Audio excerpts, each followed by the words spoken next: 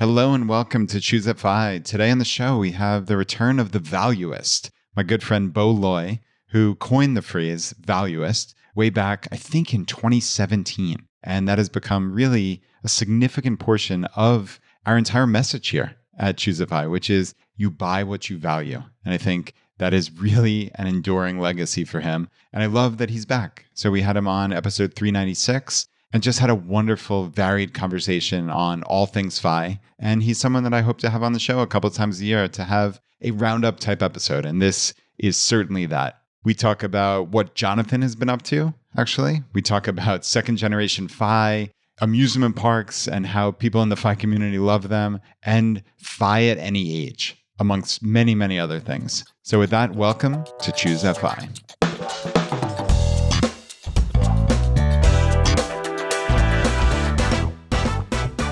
Bo, welcome back to ChooseFI, my friend. It's so good to see you.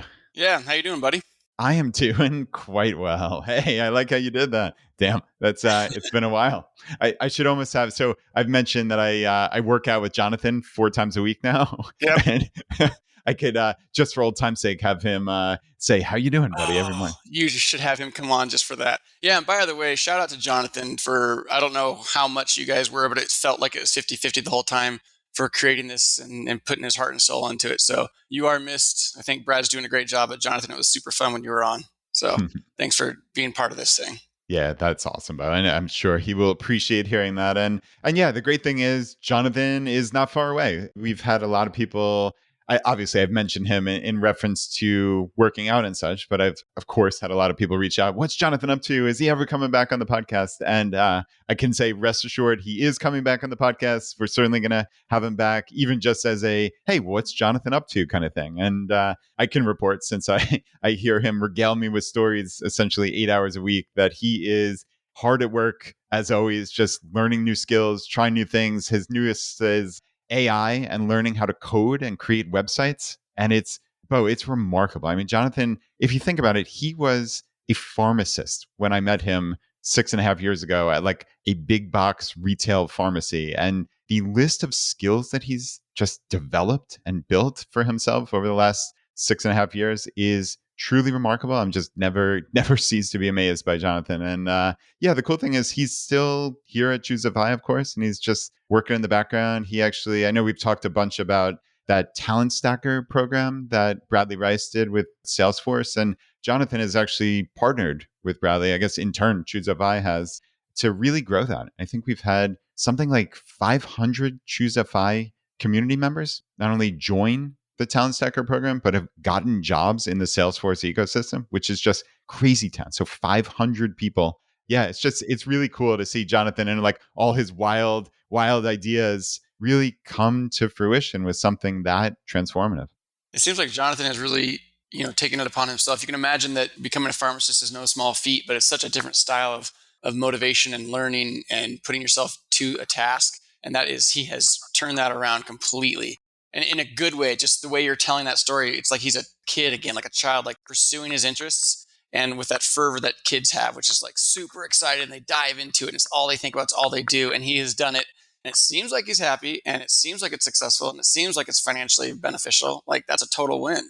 Yeah, it's cool. And you're right. It's interest-led learning. And I think the reason why we're talking so much about Jonathan here is this is applicable to everybody. This is the golden age of learning, right? If you think about what can you learn on YouTube, and now with all these AI tools coming out, like it is extraordinary what you can learn in a very short period of time if you're interested. And I know I mentioned to you as we were talking before we hit record, Jonathan's bombarding me with messages right now. I was joking, but it's true because he's like, oh man, I have this amazing new thing for the ChooseFI website that I just was able to build and I have to show it to you. So I'm like, all right, take a deep breath. I'm recording right now, but we'll talk in an hour and a half.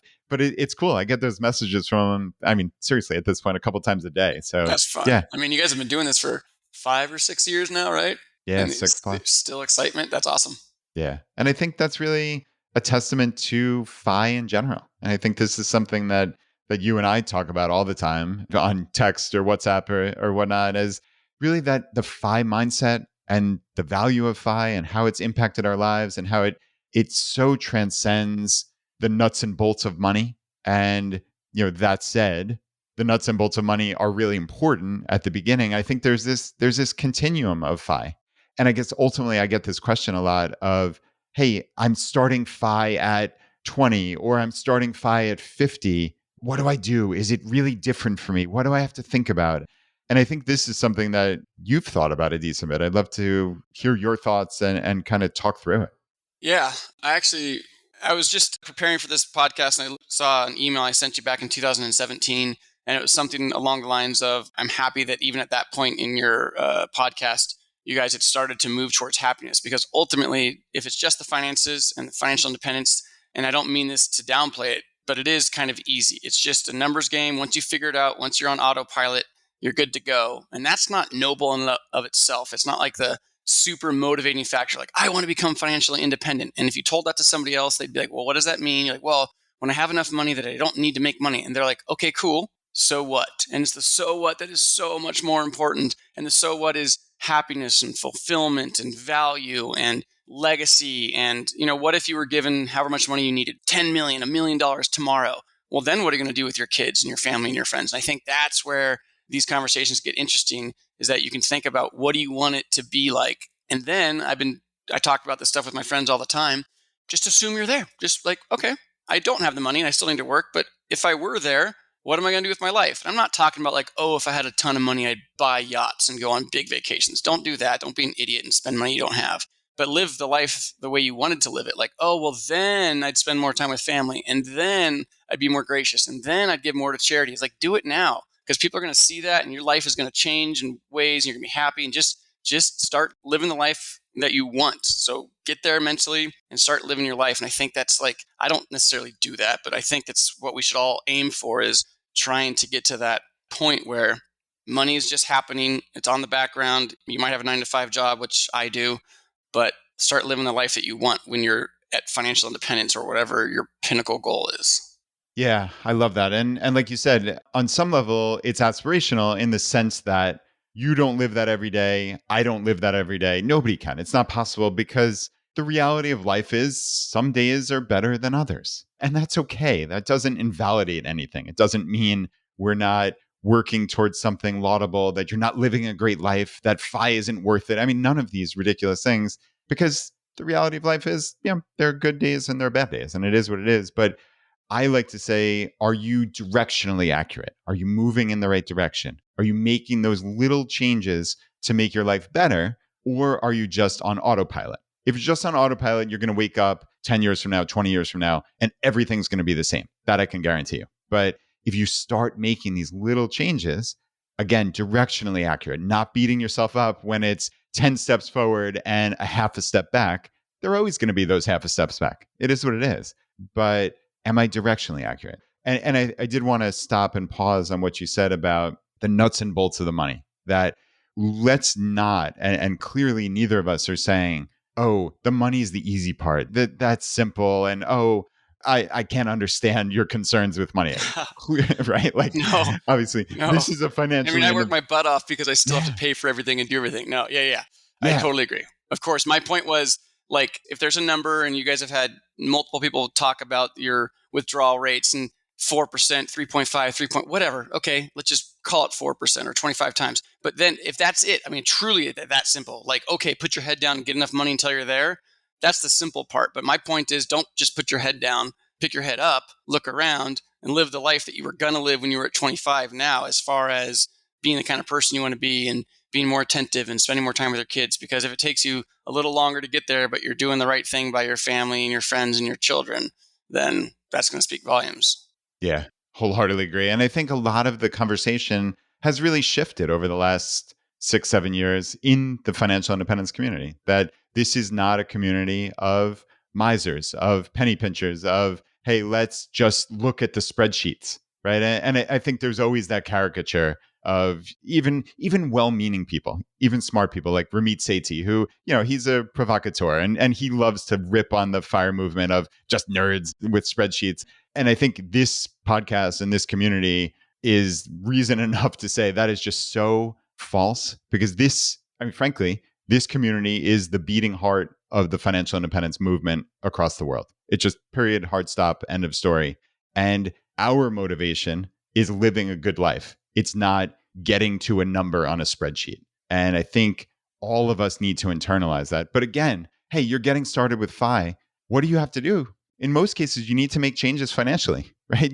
If you're really lucky and you're finding us right at the beginning of your career, or maybe when you're in college and you haven't made any catastrophic mistakes, well, this is probably going to be pretty easy for you. Save half your money or more, house hack, max out retirement accounts, and don't give in to that hedonic treadmill. Don't give in to keeping up with the Joneses. Save a great amount of your income, raise your income, learn new skills, all those things, right? Like I could say this in my sleep, Bo, at this point, Yeah. but that's a guaranteed path. I would add one thing too, because you're part of my tribe, is that at a young age, and don't do it in a weird way, like don't try to recruit people, but yeah, I forget who said it, but it's like the 5 people closest to you influences you the most. And there's books on leadership that president of a university, Steve Sample, wrote, is like, you have to have good lieutenants. So find good lieutenants, find good people to surround yourself with that are also interested in this, because then you guys will get motivated together and you'll do it. And then you'll find cool ways to make this all happen. And then you can house hack with them. And then you've got you and your buddies that are all saving money, and then you can rent a house. And like, there's so many good ways to do it. And yes, cut your costs, and yes, save as much as you can. But if I were 20 years old again, I would try to give myself enough breathing room to try multiple entrepreneurial things every few months and just keep until something sticks, because there's so many things that stick these days. And like, friends of mine, just all of a sudden, boom, they make it. You're like, whoa, you've been trying to do that for 6 months, and all of a sudden, one big go. It's crazy. It's so different than the field of medicine, which is like, put your head down, work for 15 years, study, oftentimes pay to go to these things, to go to med school and whatnot, and then come out and like, you're in debt and all right, go. Right. Good luck. And a lot of my friends were like, yeah, I started and, folded up 2 businesses, but my 3rd business made it big, and I'm 33 years old and I'm done. I'm like, oh, I'm 33 and I'm in residency. Yeah. And right. I mean, obviously it's a different path, clearly, and one isn't better than another. But yeah, that's again going back to Jonathan, what we talked about 10 minutes ago, is there has never been an easier time to learn new skills on your own. If you're the type of person that is self-directed and self-motivated and can just go out into the wild and learn. Yeah.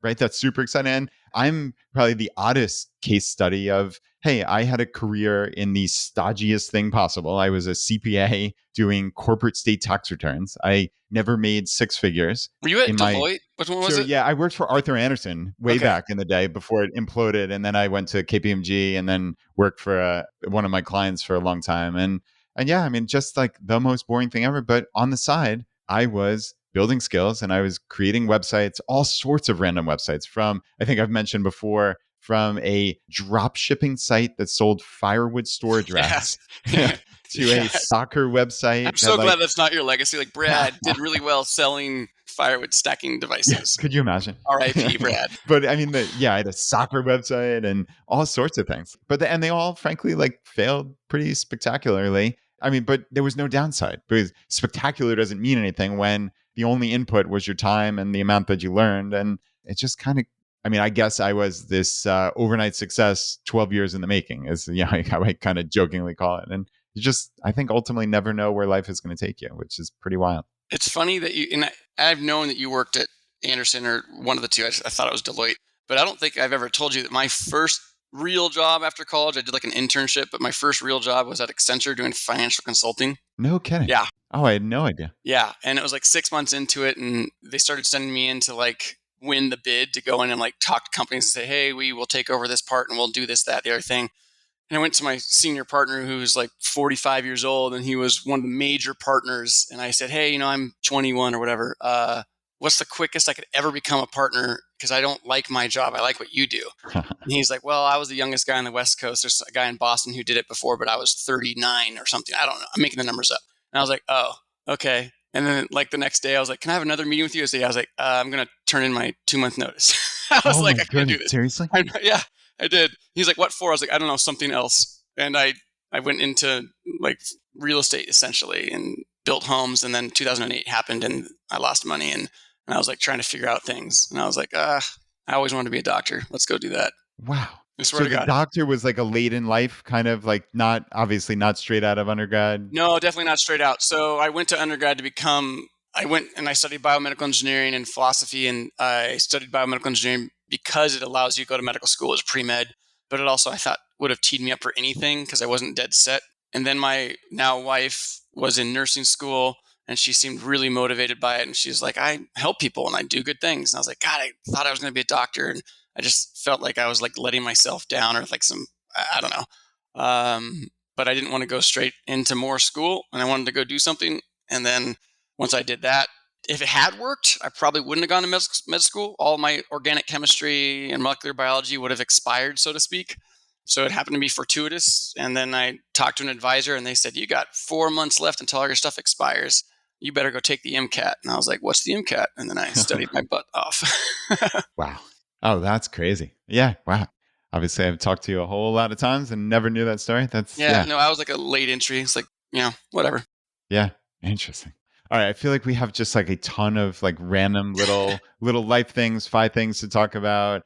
I guess what's going on in our lives. So for me, the biggest thing I've got, we always joke, our summer pool is like our biggest family fun of the year. As Jonathan always used to like to joke, we frolic in the pool together as a family. So so that's fun. It feels like it's seasons of life. And I think one of the cool things about Phi for me is that I have time to be there with my kids. And yesterday, it was actually a kind of a bad weather day here in Richmond. It was, I think, 68 degrees. The pool was like 65. And for whatever reason, my older daughter wanted to go in the pool. And I'm like, okay, this sounds odd, but let's go see if it's open. We were literally the only 2 people that stepped foot into that pool yesterday. The only 2 people out of like 1,000 that are members of the pool or something insane like that. So that was fun. It's just nice. It's nice to be back. And yeah, just trying to think of, okay, what are we going to do this summer, Bo? Because at this point now, again, my older daughter is in high school. She has marching band that starts at the beginning of August. And our summer swim season ends right at the end of July. So our vaunted Red X month, which was always a fan favorite here at ChooseFI, just conceptually for all of us in the community, is like, look at the calendar, take a marker and put a big red X through a month of, I'm taking that month off. This is going to be a family month. This is going to be an adventure month. That's kind of gone by the wayside a little bit, unfortunately. It's a little bit harder. So now we're just trying to build in little moments of fun, little snippets of fun, I guess. So yeah, it's still a work in process, but one thing that has really entered our lives recently, which I actually have some interesting stories around, are amusement parks. So my older daughter has become a card-carrying roller coaster enthusiast, which totally unbeknownst to me is an actual term. Like this is You literally mean card carrying. No joke. It is quite literally card carrying. Awesome. There's a American coaster enthusiast group, and there are these people who, call themselves roller coaster enthusiasts. And it's like this worldwide thing. And totally unbeknownst to me, there are a massive number of financial independence people who are really interested in roller coasters and amusement parks, which is super funny. Like I've now been to a couple of these live events in the last 3 months. So I went to Economy in Cincinnati in March. I just got back from Camp Phi here in Virginia. That was over Memorial Day weekend, which was great. And I've had so many people come up to me and say, oh, what's your daughter's favorite roller coaster? Or they want to talk about like their 5 favorite roller coasters. And it's just like the coolest thing. And again, that's just something I didn't realize. But now that I think about it, it's a great Phi frugal activity on some levels. And I wouldn't have thought about that when I first learned about it. Because you think of amusement parks, I don't know about you, but like I think about, hey, this is 100, right? You're doing the money sign. It's $100 a person per day every time you go. And then there's food, then there's all these other things. It sounds like a crazy thing, right? Yeah. But I mean, if you go there and you take your snacks and whatnot and you run around and you have a great time. My kids, we just went to Legoland, I don't know, a few months ago. And, I was kind of like, Legoland. And then we're there and I'm like, God, this was designed for my children. They absolutely loved it. I mean, the moment we get in the car to leave, they're like, when can we go back? When's the next time? I'm like, all right, that's a pretty good memory. I mean, like for little kids, that much dopamine that quickly, like that means a lot. They're pretty stoked. Yeah. So whatever. And I really don't mean this. I swear to God, I have always been frugal, and I could just show you my car and my everything. But it is, and I have to remind myself this, it's just money. And at one point, one of my friends texted me. I did like a bad bike purchase. I was trying to buy a bike and it ended up not working out. And then I had to turn around and sell it. And I was like, oh, that sucked. It was like the wrong size, wrong fit. I didn't try it first. So there you go. That was a stupid mistake, but oh well. And he's an engineer and a PhD of some kind of fancy engineering thing. And he said, when you're doing well, it's just noise. He's like, just don't worry about it. Just move on. Just get rid of the bike, get the one you needed, move on. And I was like, yeah, at a certain point, like that much fun, that much enjoyment for kids, and wherever you're at in life, whatever the point is, some of it can be just noise. If you make a little mistake, just allow yourself that freedom. I guarantee you, Brad and Jonathan have not been perfect. I guarantee you. I just told you about a bike I bought. I have not been perfect, but just allow yourself to consider it just noise. Learn an experience, or even not a learning experience. Who cares? Move on. Just move on. Yeah, I like that. So when you're doing well, it's just noise. Yeah. That's really deep. Yeah. And you think about it, and he's an engineer, and his PhD is, I don't know what it is, but he did something at Stanford with like fly brains and CT scans of fly brains, something weird. Every time he tells me about it, I'm like, I can't remember exactly what it was, but he does robotics. You're a doctor. I love it. Yeah. I studied engineering, but it's been 20 years since I did the engineering. But the way I think about it when he says it is, if you've got a strong signal, and we're on this podcast, and I'm watching our signals down below, and noise is anything other than the signal you're going for. So in life, if you're going for the good life, or you're going for financial independence, and you've got your mortgage down, your car down, your debt's down, your interest rates are good, and your income is good, then the other stuff is just noise. Like what I used to drive to multiple grocery stores, and I was like, what the heck am I doing? And now I still go to one or two.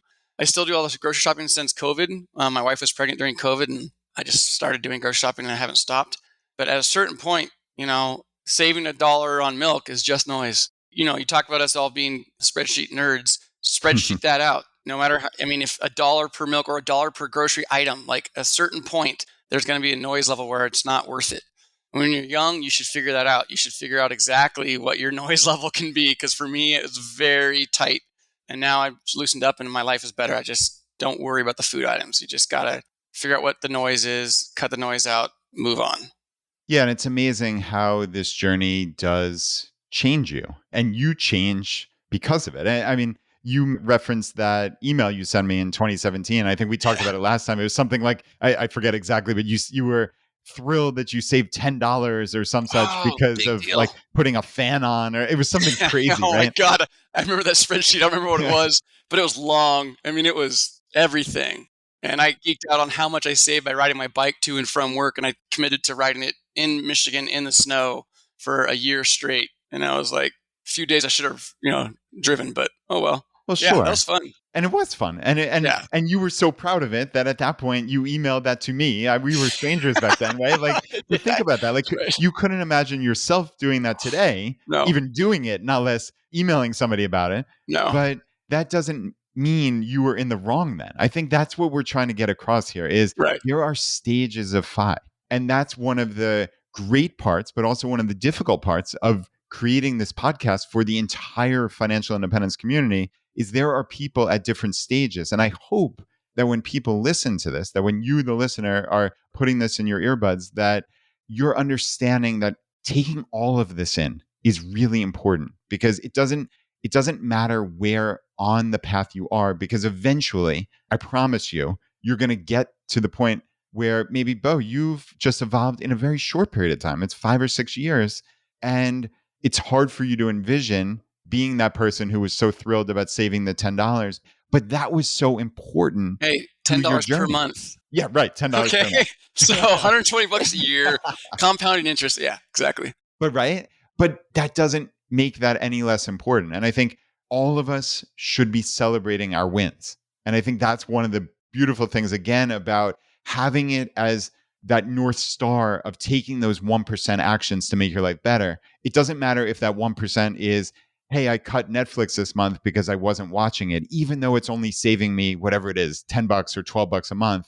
That's really important to you there. Versus you're saying your 1% is actually, hey, I'm going to save a half hour of my time, which is really important, and not drive to that other grocery store to maybe save $5, $10, maybe $20, whatever it is. There's some threshold, or maybe there's no threshold at this point, because you just know realistically you're not gonna save that much. It's going to be $5 to $15 that you're going to save at the cost of a half hour of your time. And I think it's important for people at the beginning of FI to understand that you will eventually get there, and that doesn't negate where you are in your journey now, because every step is important. And really, these building blocks are critical to just building this conceptual framework of this is a financially independent life. Right. And I think one of the important things is no one has to go out and try to save $10 a month. But I think it's worth going through your financial life to figure out where you can and then decide, you know what? Heck no, that $10 a month is awesome to me and it allows me to do this. And even at a younger age, and this is maybe this doesn't sit well with everybody, but what if you even did it when you were younger and you were in debt and in college and you still paid to free up your time to allow yourself to do something? Now, I'm not saying you have to be 100% efficient, like, oh, I chose not to go to the second grocery store and I didn't go hang out with my children, therefore I failed and I lost the money. No. You don't have to capitalize on everything. But if you can free up your time and it does allow you to do something and pursue a true interest, especially at a younger age, and give yourself time to breathe, that's important. But there's certain times where, at least for me, I dove down deep into it and I was like, I'm going to find out everything. And then I examined myself and I was like, oh, wow, there's a lot of fat on this. I can trim it up a little bit. And it was fun to go through that process. Yeah, it is fun. And I think it's fun to figure out what do you value. And that's actually what you've become known for and has really your impact on the FI community so far is that term that you coined, which is the valuist. I am a valuist. And it means I spend on what I value. And it's not a just miserly counting pennies concept of I'm trying to save every dollar. Okay, saving's really important. It obviously is, but not at the expense of living a good life and not at the expense of cutting things out of your life that you truly value and you get value from. And I think that is truly, Bo, it's an enduring legacy, just that concept. I appreciate you saying like that. And I was talking to you about this before the show. I was like, I think we live on our last podcast or whatever, we just created it, or I don't remember how, but anyhow. And then immediately afterwards, I went online and I found that the valuist.com was taken. I was like, oh, okay. Not like I would have put content on there. I don't think I'm ready to do that. But you coined that years ago. I mean, that was was it years ago? When was it? Was it a conversation? I think it was 2017, 2018. We're way back in email. I'd have to search my email. Yeah. Okay, cool. But I've always lived that way. And I've always thought about that because it's freeing when you say it that way, that I don't always value what other people value, and right on. You pursue your stuff. I have friends who get so much satisfaction out of certain things. And I'm like, that doesn't light me up, but who cares? That's not the point. And then you just have to pick and choose, right? Money's fungible. If you're going to spend that much money on a certain thing, and yet you could have spent half as much on something else that gives you true value, then and then you examine yourself and you examine your happiness and you go after it. And I guess I'll pose a question, Brad. What is something truly something real? Not like I value time and family. Of course, okay, that's easy. So not abstract, but what's something that you value? And then I always do this. I always do the so what. So I'm going to ask you the so what. So what, Brad? Now what? So what's something you value, Brad? My health and fitness. So what? What are you doing about it? Yeah, I mean, this year I'm really attacking it. I have to say, I know I've mentioned that's my kind of bold move for this to be my healthiest year ever. But I'm really going after it. And frankly, I'm spending a good bit of money on it. So I think I would affirmatively answer the so what is I'm actually passing with flying colors. So I mentioned a couple of weeks back, I think on the show, that I actually hired an online personal trainer. So I know I mentioned this to you, but it has been just the single best thing that I've ever done for my fitness. It's remarkable. The guy's name is Dean Turner. He's on Twitter at Dean T Training, and the guy's just awesome. He's pretty young. I think he's in his 20s, but he is just incredibly fit. He's incredibly smart. I love the framework that he brings mentally to fitness and training. He's also a value investor. He has tweets every now and again about Berkshire Hathaway and stocks. It's cool. I just like the guy a lot. And the accountability has been remarkable. The actual programming has been just the best exercise that I've ever done. It's just I'm excited to go to the gym. I'm increasing my strength and just overall fitness level by, leaps and bounds that I could have never imagined. To the point, honestly, but where I'm literally maxing out machines at the gym at this point. Awesome. The leg extension machine, maxed out, just completely maxed out. I'm doing just absurd. I don't want to talk about the numbers because it's kind of. You're going to go from doing a podcast to a video blog just to show off your thighs. Yeah, seriously. Ripping out of jeans. No. But yeah, man, it's really great. And I think the amount of money that I pay for this accountability and And fitness programming is more than I would have been comfortable with, certainly a couple years ago. But it is the difference maker that is really, truly the difference between getting mediocre results and getting top 1% results, as far as I'm concerned. So for me, at the stage I'm in with my fitness, and the answer to that so what question is, it's worth it. It's absolutely worth it for me. And again, I am a little bit uncomfortable because I still have the vestiges of the old Brad in me, but I'm truly not uncomfortable anymore because it's important. And yeah, I mean, other things like I've mentioned that DNS doctor. So Dr. Peter Attia, who is now like world famous, and he put out a book called Outlive, and he has a podcast called The Drive. He talked about this methodology called dynamic neuromuscular stabilization. And he's talked about that for the last couple of years. And something that he basically kind of stopped everything to more or less figure out how should my body work, and found a DNS doctor that he loved. And it's unusual. It's definitely a very different type of therapy or training.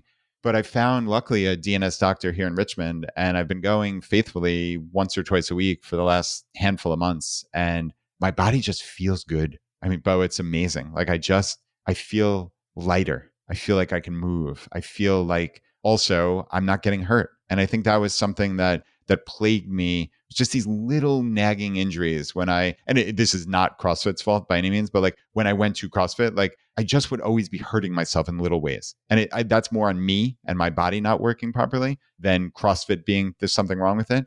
But I'm not experiencing that anymore. And I think it's really the conjunction of this new fitness and this DNS and a lot of other little things. I could come up with a laundry list of 50 things I've done differently that have just made my life better, from sleep to nutrition to walking more and being outside more, et cetera, et cetera. But yeah, man, I think I'm passing your test here. I think you crushed the so what. And also listening to the tone of your voice as you're saying that and the excitement, that's the value. I mean, you're excited about your health. You're apparently stronger and healthier on all the metrics. And even if you weren't, and you just are this excited about it and you feel good about it, like that's a win. Yeah, take it.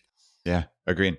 So what about you? Can I turn that right back around on you? Sure. Well, I'm not going to do health. I guess I'll say I value, you've mentioned this in a recent podcast, like peaks of a journey and ending well or something like that. So I like peaks, and I like pointing to certain events. So in the past, for instance, if I was mountain climbing or hiking a mountain climbing, geez, just like a backpack and hiking up. Yeah. I always like to hit peaks. So I wanted to, and I always call it Mount Everest. I know every time I tell my friends, it was not Everest, it was Mount Whitney in California, but we did that. And then we were in New Mexico and we were doing peaks. And I remember saying like, hey guys, we're here and we're going to leave tomorrow morning. But if we just drive 2 more hours and then spend the night at the base of that mountain, we can get one more peak tomorrow. And my friend's like, what are you doing? I was like, because it's one more. We're really close. So I always liked that because then you can talk about it like it's a thing. And does it really matter? Could you climb the other mountain 100 yards away and been 500 feet in lower elevation? Sure. But I'm like, I want the bigger one. So I like that kind of stuff. It's like,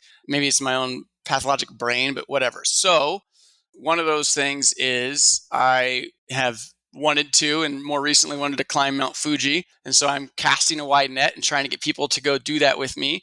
And to the point where I've basically got some dates down, and I'm motivated enough to open a new credit card to get the points to make the flight free to do this. And then to just start telling people, because it's like one of those, you project it out there, it will happen. So I want to climb Mount Fuji. I want to spend some time in Japan, and I want people to want to do it with me. And like, that's a thing. I want it to happen. And I don't know why it's Mount Fuji, but it is. So that's a thing.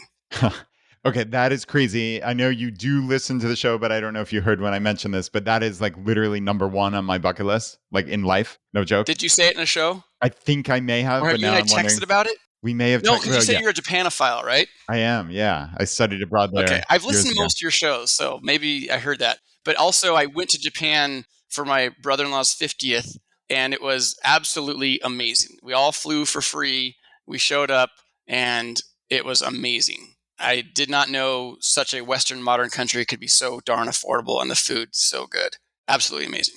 It is a remarkable, remarkable place. And yeah, you went to Hokkaido, the northernmost of the main islands, and yeah, went skiing, and it just sounded amazing. I've only been to, I guess, the main island, Honshu, and yeah, I'd love to explore. So I don't know what your dates are, but I'm in. I'm right, definitely deal. So we're making this happen. Unlike going to Japan, which can be a big thing, however, you can do it for you do your chase points and you can fly for free, and there's ways to do it. So Yeah, I want to hear more about that. Maybe that'll be round two. But to me, probably even more meaningful are like the little mini adventures with my kids. So I just have a go bag ready. I don't have a rooftop tent or anything like that, but man, that's just a crazy fad that I still think is going to pass. But everyone should have a tent by this time. And if not, you put a mattress in the back of your truck. And my kids say, we want to sleep outside. And you get in your truck and you drive. And they talk about that stuff for weeks or months about sleeping outside. And my son will say, Daddy, can we go back to that hotel that had all that land? And I'm like, what do you mean? He goes, yeah, we slept in the truck and the hotel. I was like, oh, you literally, like, we drove out into the wilderness and that was all yours. And it's like, he's like, yeah, all that land. And it's crazy because he's 5. And it's like, they just, when they get outside and they see it, and it's just such a big deal, at least for my kids, like getting outside, spending the night is a huge thing. And, they're only going to be 7, 5, and 2 once. So we might as well do the stuff that 7, 5, and 2-year-olds like. And going to Japan is a modicum better for them, but driving 5 miles away into the wilderness is a huge win. And it can happen on the spur of a moment. Yeah, I love that. And really, I've found that meeting your kids where their interests lie, I think this is, to me, one of the biggest things. And, again, I've mentioned these amusement parks so many times now, and I do have an interesting kind of second generation FI story here. So if you'll indulge me for a handful of minutes here. Well, first, this has just become part of the fabric of our lives at this point. So both my daughters love rides, but my older one, again, is this roller coaster enthusiast. So we have an amusement park called King's Dominion here, about 30 minutes from us. It's a Cedar Fair park. So Cedar Fair, the famous Cedar Point amusement park, which is probably the best one in the world in Sandusky, Ohio. And I guess Cedar Fair owns 11 different parks. So now we're going to go to a bunch of them now, Bo. So we have season passes to our local one, but we're going to get, I guess, their like platinum pass, which gets us access to all the parks. And it's actually a pretty frugal thing. I think we paid just a little over $100 for this gold pass, which was the annual pass to King's Dominion. And we probably legitimately go 20 times a year or more at this point. It's wild because it's so close. And I think this, to me, again, another mindset thing is I always think about the people who go to Disney World and come back and they look like they've been to hell and back, right? Like it looks like the worst week of their entire lives.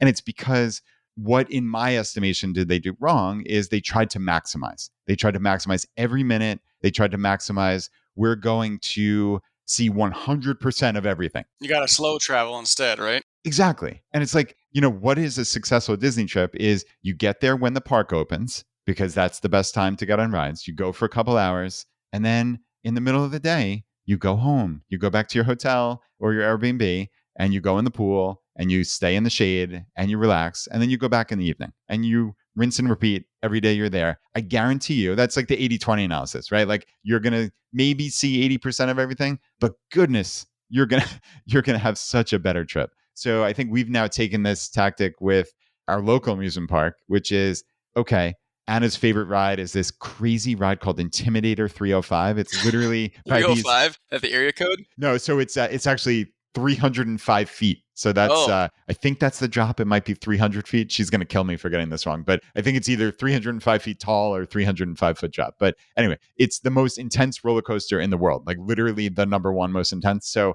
to the point where people gray out at the bottom of the first turn. Yes. So, all right, I want to do this. Where is it? Dude, it's wild. Yeah, it's in Doswell, Virginia, just north of Richmond. Doswell. I don't even know how to spell Doswell.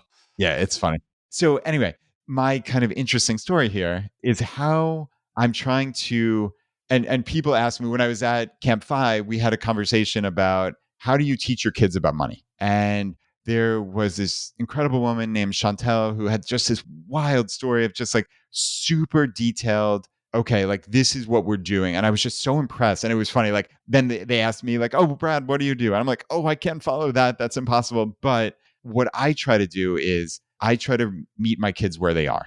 And I try to build, I call it like life lessons. It sounds boring, but like lessons and strategies into everyday talk, but again, making it appropriate for them. So obviously my daughter loves amusement parks. She's a 14-year-old kid. She's interested in money and compounding and all this stuff, but she's not going to sit there and let me regale her of stories of stock buybacks and EBITDA and all this other boring stuff, right? But if I build the lessons around amusement parks, okay, maybe we've got something. So we were sitting there and just chatting about, okay, like what makes a park and what makes it worth it to pay admission for? If there was one ride, would you pay $100 a day to go there? No, it wouldn't be an amusement park. You would pay per time you went on the ride. Well, what about two rides? What if they were 5, 10? And painting this picture. And then we started talking about, okay, if you were in charge of the park, how would you make more money? Because when we go, we just show up, we go on our rides, and we go home essentially. But how could you come up with strategies to maybe earn more money from every visitor? And again, all of these things. But interestingly, we found out that this company, Cedar Fair, is publicly traded. Okay. So they are a public company. And again, this ride, Intimidator 305, is her favorite in the whole world. And she's like, okay, you could actually become a tiny little owner of this park that you love so much. Has she bought a stock? And she loved that. Yeah. So she had some extra money lying around. She actually sold a little bit of VTSAX, a little bit, which I don't advocate for most people, but for the learning lesson here, this was awesome. So she became a shareholder. So your daughter has sold more VTSAX in her life than I have. Yes. Literally just a one-way street for me. That's amazing. That is absolutely amazing. I'm going to text you and have her show me how to sell it when I need to do it. Like, I know you've done this before. Could you walk me through the sell button? Help me hit that button. I know you can do it. I know you can do it. Oh, that's awesome.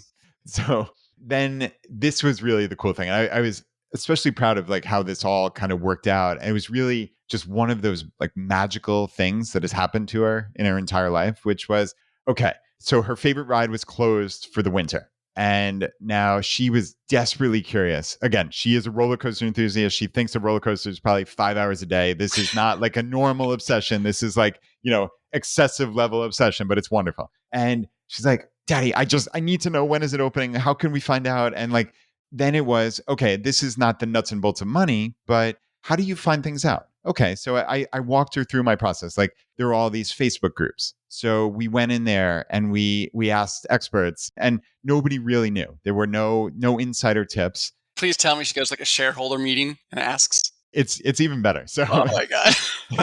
I'm so excited. All right.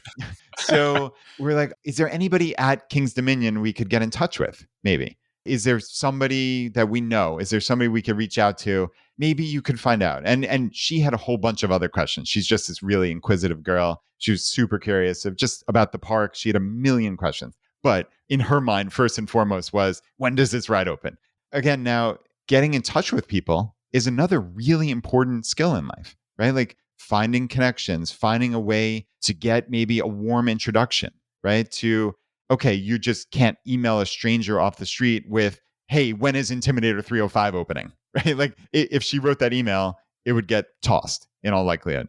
But what we did was we tried to find, okay, is there somebody who's pretty high up at King's Dominion who we could maybe get in touch with? And I said, like, realistically, we're probably not going to get an email back, but you never know. This could be a fun experiment of getting in touch with someone. So in Anna doing a bunch of research, she found out that actually the general manager, who's ultimately the CEO of King's Dominion, is a woman who just took over the job a couple years ago. And what's interesting is this general manager, whose name is Bridget Bywater, basically was Anna when Anna was a little girl, right? Like her first job was at an amusement park. She's worked at Cedar Fair Parks for, I think, somewhere close to 30 years or something like that. And I just said to myself, oh man, this is extraordinary, right? Because maybe my daughter, who, again, Bo, is a 14-year-old roller coaster enthusiast, could have the thought of, how can I turn this unbelievable passion of mine into a career someday? And again, you meet your kids where they are, right? Yep. Right? And you lean in. You talk to them. I've spent hundreds of hours. I mean, Bo, no joke. Like, I am not a roller coaster enthusiast because I don't love the rides. They give me headaches. But I am the most. You grayed out? Yeah, I have grayed out. Yeah. I want to see that. It's crazy, man. You gotta come out here and go on it. But I'm probably the most knowledgeable non-enthusiast in the whole world because I've had. You refuse to carry the card, but you're like, no, what the card means. But I'm in. So anyway, so going back to the story is, okay, let's try to reach out to her and see if you can make a connection. And I tried to teach her, okay, the first and most obvious way is, can we get an introduction from somebody we already know? That's called a warm intro. And I tried to teach her, okay, how would I go about doing this? I would go on LinkedIn. I would see, do I have any common connections? No. Can I go on Facebook? We couldn't find her on Facebook. So, okay, there was no warm intro possibility. So I'm like, all right, and now the degree of difficulty has just gone up 1,000-fold because you need to send what's now known as a cold email, no warm introduction, but a cold email to someone who's really important, who's one of the most important business leaders in the state of Virginia, just out of the blue. So now you've got to make this really interesting, right? Like you've got to write a super interesting subject line. You have to get her to open the email, read it, and be interesting enough for her to respond. I mean, like that is like an inside straight in poker. I mean, that's it's harder than an inside straight. But again, Anna was legitimately a Cedar Fair stockholder and a roller coaster enthusiast. So I actually wrote this email to Miss Bywater from me, just as a dad, introducing her to my 14-year-old daughter. And the subject line was 14-year-old Cedar Fair stockholder, parentheses, and roller coaster enthusiast. And I'm like, that's where that's awesome, right? That's spot on. I'm like, I told her 1,000 people out of 1,000 are going to open that email. But again, it's still an inside straight that she's very important and busy. She's got to read this thing and respond. And, I just introduced her to my daughter, who, again, I'm sure she probably saw herself in this young girl who is trying to learn about money, is trying to learn about business, loves rides, loves amusement parks. And amazingly, she wrote us back that evening, wrote Anna back that evening, and said she'd love to answer all her questions. And we actually met up with her a couple weeks later, cool. which was just so amazing. And I said again to Anna, okay, listen, this is a Friday night. She's spending a little bit of her time on a Friday evening, not with her family, but with you. Maybe you're going to get 10 or 15 minutes. And incredibly, she spent 90 minutes with Anna. But it was 90 minutes. It was so amazing. She toured Anna around the whole park. Like I was surplus to requirements. I essentially wasn't even there, which was so great. It was like, I almost started like crying just watching like my daughter just having this amazing interaction. I'm sure she just lit up and she'll remember that forever. So your daughter now can contact CEOs of companies and forever. And it's true because, maybe 9 out of 10 won't respond, but that's such a powerful thing to know. And it was because of the email and it was because of it being special, but also it's just because she wrote it. The email could have worked had it just said, I'm 14 and I have questions about your park. It could have worked. And if she sends 100 of those emails, she's going to get some really excited people to respond back. That's huge. Good for you. Good daddying. Wow. Good job. Yeah, it was amazing. And yeah, this is obviously all thanks to Miss Bywater, who is just a remarkable person. And she just makes Anna feel so special. And I can see why she's risen to where she is in her life and career. It is just an amazing thing. And it's really like the single most important thing that has like happened to my daughter. And now she has this correspondence with her when she has questions, and Anna's bought a little bit more Cedar Fair stock. And I mean, this is a real thing. Yeah. Foster that relationship. That's so cool. That is such a cool thing to have at 14. Yeah, it's so cool. So yeah, that's I've mentioned this amusement park story for a while now, and I'm glad I got to tell it. And it's just a really cool thing. And again, like because my daughter sees herself in this amazingly successful woman, it's just given her a new outlook on like, oh wow, like this could be something I do with my life, and it's just really incredible. That's super cool.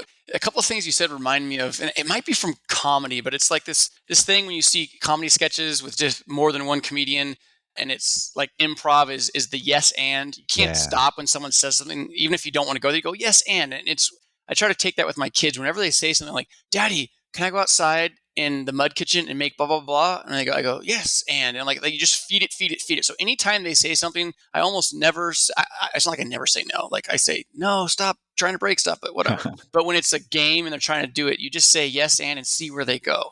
It's like so wonderful that you did that. Like seriously, great parenting. That's amazing that you set all that up. And as you were saying that, it's funny. It reminded me of when I was a kid, and I don't remember exactly what it was. It could have been Skittles, but I think it was M&Ms. We bought a bag of M&Ms, and it said 25% more. And I bought the original bag, and then I bought the 25% more bag, and it cost like 10% more money. And I remember this, and I counted the M&Ms, and it was like 18% more, not 25%. And I was like, Mom, what? Like, that's a lie. And she goes, essentially, like, I probably learned it from my mom and dad. So what? And I was like, well, that's not right. And she goes, what do you want to do? I was like, I don't know. She goes, do you want to write a letter to the M&M Corporation? I was like, yeah. And I did, and they sent me a box of M&Ms. I mean, a whole box. And they said, thank you. They made this whole thing about, we're going to check QI and make sure that we count them. This is so wonderful. I was like 8 years old, and I like, oh, cool, And Oh I my remember God. that as a little seed in my brain, like, yeah, just do it. Like, just try. If you had the question, and I've carried that my entire life, like, if I have a question for the CEO, I email the CEO of like my hospital. And if I have a question about this, I just go to that person. I don't worry about like, well, what if I'm overstepping my bounds, or what if they're too important and too big of a mucky muck for me? It's just, you just go for it. Yeah. And that you can affect change on the world, Yeah, right? I mean, exactly. you learn that as an 8-year-old, which is just an amazing thing. And I think it's just a really critical skill. I've been reading a book called Learned Optimism by Dr. Martin Seligman at the University of Pennsylvania. And just part of what he talked about is how can we not get to a point of helplessness? And I'm paraphrasing terribly here, but it's that ability to affect change on your life and circumstances. And I think that is one of the best mental ways to have a positive outlook. And I think to maybe if you're in a point where you feel like nothing can get better, is just having these little wins. Mm-hmm. That frankly is why we come back to those 1% wins is, okay, I did X and Y happened. Something good happened, as opposed to, oh, throwing up my hands, nothing I could ever do. And of course they do all these psychological experiments on animals and humans to show this learned helplessness, where if even no matter what you're doing, nothing good comes, then you learn very quickly, okay, why am I going to try? Right. So yeah, that was an interesting I think thing. that's huge. And I think that's like an important life lesson, is that you've got to figure out an internal locus of control. So you've got to realize that, pick yourself up by the bootstraps type thing. Like you can. And I know there's extenuating circumstances and certain times you couldn't theoretically. Okay, fine.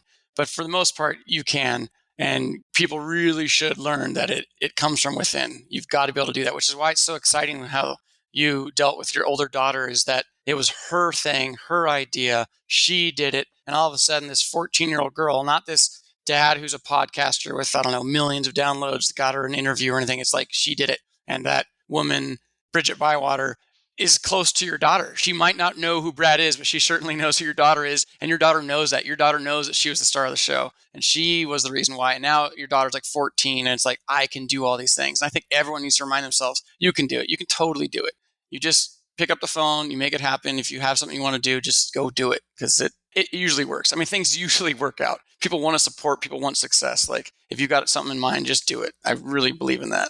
Yeah, I love it. I think that is probably the perfect place to wrap up. I have a whole laundry list of things that I thought we were going to talk about. We touched on maybe 5% of them, so we'll have to do around 2 through 10 at some point. But yeah, that is exactly it. I know there's the doom and gloom of putting the news on and just thinking the world's crumbling, but man, do that as I call it, the look outside test. You look outside and the world is pretty darn good. And man, if you could pick any time to be born, any time in world history, you would pick right now. And like you said, the world is pretty great out there. And people are generally, 98% of people, in my anecdotal experience, are looking to help you. Obviously, there's always the 2% of crazy people who are just jerks, and you can't account for that. But man, I'll take 98 to 2 any day of the week, right? And people, you're well-meaning, you're positive, you're kind, you do the right thing. Good things are going to come back to you. It's not like pie in the sky. It sounds naive when you say it, but